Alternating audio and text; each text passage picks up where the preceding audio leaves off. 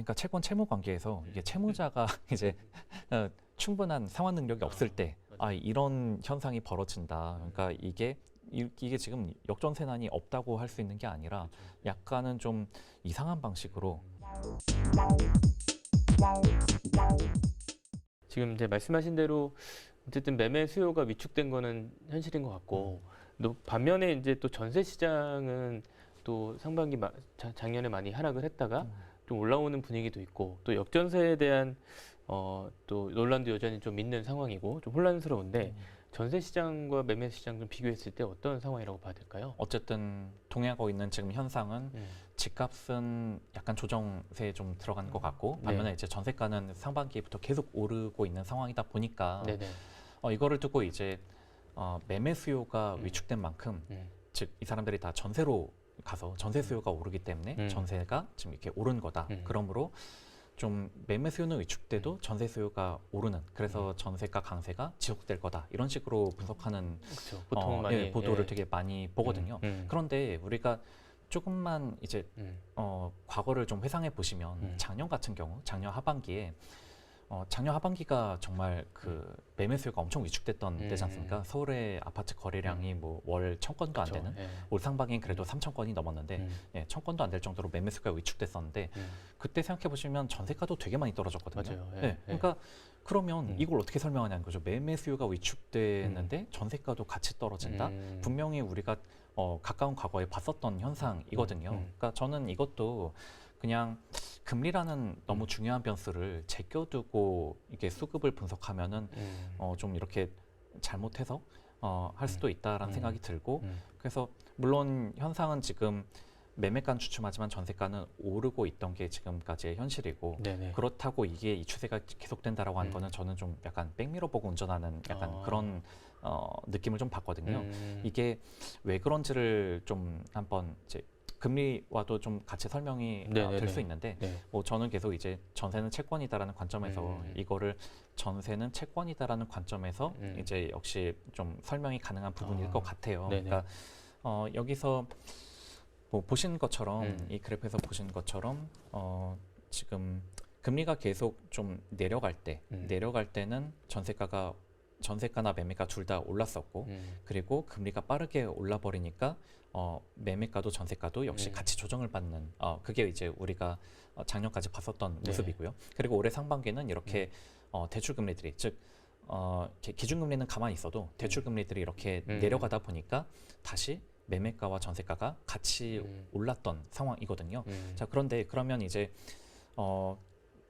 이제 주담대 금리가 좀 오르면서 이제 시장 금리가 오르니까 당연히 이제 주담대 금리가 오르면서 이제 매매 가격이 다시 이제 좀 지금 약간 거래가 좀 안 되는, 많이 떨어졌다기보다는 지금 어떤 수요 공백의 상황이 들어갔는데, 근데 그거에 비해서 지금 약간 특이한 현상 중에 하나는 전세자금 대출 금리는 상당히 그래도 낮은 수준을 좀 유지를 하고 있습니다. 보신 것처럼 지금 통상은 주택담보대출 금리와 전세자금 대출 금리가 비슷하게 가는데, 거의 비슷하게 가는데, 그리고 전세자금 대출과 또 역시나 이때 주담대 금리와 전세자금 대출이 둘 다 이렇게 5%를 넘었을 때는 전세가도 매매 실거래가도 같이 되게 많이 빠졌었거든요. 이게 결국은 전세자금 대출 금리가 많이 오른 여파였었다고 봐야죠. 근데 이게 많이 내려간 이후로는 좀 약간 횡보를 하고 있는 상황이거든요.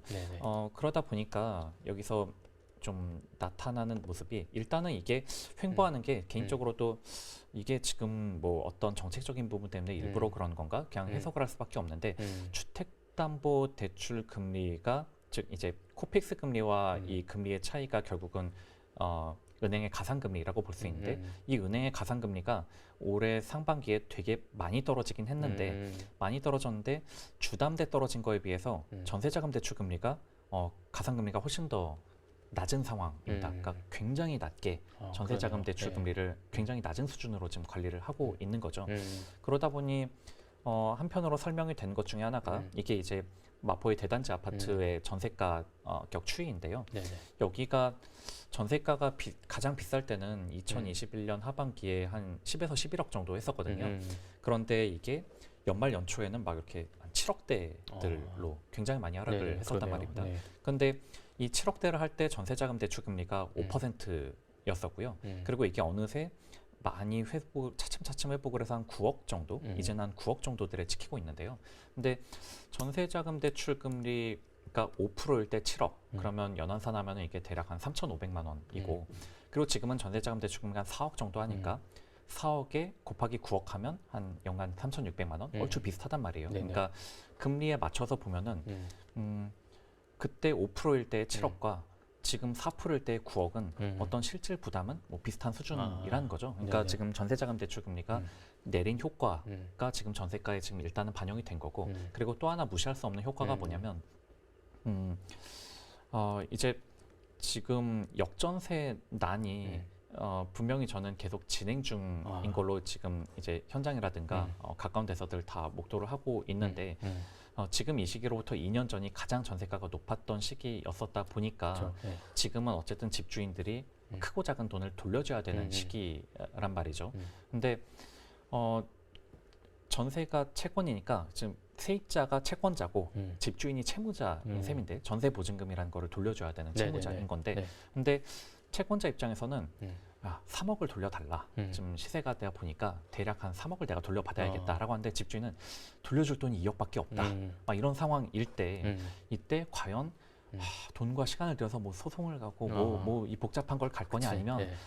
내가 그 1억 정도는 그냥 뭐 봐주고 왜냐하면 또 세입자 입장에서는 또 이사 가고 이사 갈 복비 때 또 내고 비용 들고 네, 이런 거 네. 생각하면 그냥 뭐 한 5천이나 1억 차이 정도면 그냥 뭐 합의하지 뭐 이런 식으로 네. 어찌 보면 적정가보다 좀 더 높은 가격들에 지금 체결이 맞아요. 되는 네. 그 현상들이 네. 지금 있는 것 같거든요. 그래서 제가 이렇게 9억 몇 천으로 찍힌 이 건들 이거 뭐냐 내가 봤을 때 이런 매물 본 적 없는 것 같은데라고 얘기를 해보면 공인중개사분들도 이게 나온 적이 없는 시장에 나온 적이 없는 매물들이다. 즉 집주인과 세입자 간에 협의하면서 티격태격하다가 결국 저 가격들로 이제 찍힌 그런 것들이다라고 설명을 하더라고요. 그러다 보니까 그 지역에 새로 전세를 들어가고 싶은 사람은 이게 전세 매물이 없다고 하소연을 하고 근데 이렇게 없는 이유가 기존 세입자와 집주인 간에 막 이런 티격태격을 하느라 이게 막 시장에 물건이 안 나와서 잠겨 있는 그러다 보니 이제 새로운 전세 매물이 좀 귀해서 이제 그 얼마 안 되는 전세가를 그에 이제 새로운 분들은 또 거기서 이제 전세를 체결하고 이게 좀 약간의 악순환이랄까요? 그러니까 좀 그러니까 채권 채무 관계에서 이게 채무자가 이제 충분한 상환 능력이 없을 때 이런 현상이 벌어진다. 그러니까 이게 지금 역전세난이 없다고 할 수 있는 게 아니라 그쵸. 약간은 좀 이상한 방식으로 전세가가 지금 약간이라도 좀 오르는데 그런 결과로 지금 좀 나타나고 있다고 봐야죠. 전세가가 오른 것도 그러면 말씀하신 이제 채무자는 덜 돌려주려고 하고 이제 채권자는 더 받으려고 했는데 적정선에서 합의가 되잖아요. 그렇죠. 그러니까 네. 채권자가 받으려고 했던 돈보다는 조금 올라간 상태에서 합의가 되니까 네. 조금 전세값이 오르는 것도 거기에 영향이 있나요? 좀 그 영향이 뭐 없지 않아 있다고 생각이 돼요. 게다가 또 아주 많은 케이스는 아니지만 이제 여골세를 주면서 네네. 이제 높은 전세가를 유지하는 케이스도 있는데 네. 이런 게 어떤 국토교통부 실거래가에 뭐 10억인데 여골세를 30만 원 내고 있음 이런 식으로 그쵸. 보이는 게 아니라 그냥 10억 이렇게로 그냥 올라가니까 이게 외부에서 본 사람 입장에서는 이렇게 높은데 이런 여골세를 주고 있다라는 그런 그 어떤 비하인드 스토리는 또 모르는 거다 보니까 그렇죠. 거기는 안 나와 있으니까. 그렇죠. 그러다 보니 이런 지금 최근의 전세가들은 해석하기 되게 어려운 참 사실 이렇게 우리가 근 10년 봤을 때 전세가가 오르는 것만 거의 경험을 했지 네. 이 정도로 2년 전보다 그렇죠. 내려가는 네. 경험을 거의 전례가 잘 없는 없죠. 현상이다 보니까 여기서 지금 좌충우돌하는 지금 일들이 벌어지고 있는 것 같습니다. 그래서 이게 전세가가 이제 그렇다면 뭐 오를 거냐, 뭐 맞아요. 보합이냐 하락이냐, 뭐 앞으로 어떻게 될 거냐, 네, 어떻게 될 거냐에 중요한데, 대해서는 저는 그래서 사실은 이렇게 그래 봐봐 이게 국채금리가 이렇게 오르고 나니까 역시나 주담대 금리도 순차적으로 오르고 그래서 지금 주택수요가 위축됐으니까 전세도 후행해서라도 이제 집값 따라서 조정이 되겠지 이렇게 생각을 했는데 앞서 말씀드린 대로 전세자금 대출 금리가 낮은 수준을 어쨌든 그게 정책적인 이유이든 뭐든 간에 되게 낮은 수준을 만약에 유지한다면 뭐 그렇다면 전세가가 막 확 떨어지기는 어렵겠죠. 뭐 개인적으로는 뭐 그렇게 생각하고 있고 근데 어쨌든 이게 억지로 눌러놓은 거지만 적절히 반영해서 전세자금 대출 금리도 의미 있게 상승을 한다. 그런다면 저는 당연히 전세가 하향 압력을 받게 된다고 생각을 하고 있고요. 예, 그래서 우리의 금리 수준으로 봤을 때는 뭐 보합 또는 하락 뭐 좀 이렇게 봐야 되지 않나 그렇게 생각하고 있습니다. 네, 최근에 뭐 이렇게 기관들 보고서 보면 내년에 전세값이 한 뭐 2% 오르고 이제 그 매매값은 좀 내릴 거라는 전망도 좀 나왔는데 지금 말씀하신 것과 좀 비춰 봤을 때 전세값이 조금 오를 거란 전망에 비해서는 좀 어떨까요? 예. 일단 주로 전세가가 오를 거라는 배경은 이제 내년에 그러니까 이제 서울에 한정해서 좀 말씀드리면 서울 아파트 입주 물량이 굉장히 적기는 하거든요. 그러니까 통상 그 장기 평균으로 서울의 아파트 입주 물량이 한 3.8만 호 이렇게 3, 4만 호대인데 내년은 한 2만 5천 호 정도 입주합니다. 그러니까 좀 적죠. 적어서, 그러니까 예. 물량이 적기 때문에 그래서 전세가는 오를 것이다. 이런 전망에는 이제 물량 관점으로 보면은 저도 동의하는 부분이고요. 근데 다만 이렇게 입주 물량이 적어도 이제 금리가 올라 버리면 전세가가 하락하는 뭐 그런 경우를 꽤 봤기 때문에 결국은 이제 금리를 같이 봐야 되는 문제이기는 하고 그러다 보니까 현 수준보다 이런저런 사유로 인해서 전세자금 대출 금리가 올라버린다? 그러면 입주 물량이 적어도 전세가는 보합 혹은 하락도 할 수 있지만 뭐 입주 물량이 적은 거에다가 더해서 이제 전세자금 대출 금리마저도 내려간다? 뭐 그러면 전세가는 다시 오를 수 있다 이렇게 봐야죠. 네, 알겠습니다.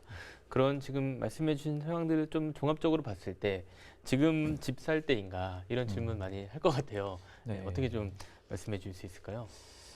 저는 좀 한 가지 우려. 그러니까 사실 이제 앞서 말씀드린 대로 그 그러니까 시기와 횟수의 문제지 내년부터는 기준금리를 내릴 거다라고들 대부분 생각을 하고 있으니까 저도 지금 수준보다 금리가 막 더 위로 가는 것보다는 조금 더 내려가는 쪽을 보고는 있거든요. 그렇다면은 그거는 분명히 유동성과 어떤 주택 수요에는 분명히 긍정적인 요소인 거는 맞는데 그런데 좀 간과하지 말고서 우리가 지켜봐야 될 부분으로 제가 생각하는 게 뭐냐면 여기 그 그래프에 보신 것처럼 대략 그 뭐 변동형 주담대야 뭐 3개월, 6개월 혹은 1년 단위로 이제 주담대를 받으신 분들이 이제 금리 변동에 노출이 되는 거고 근데 고정형 주택담보대출 같은 경우는 이제 5년 고정이거든요. 그러니까 주로 거의 다 우리나라의 고정형 주택담보대출은 이제 혼합형이기 때문에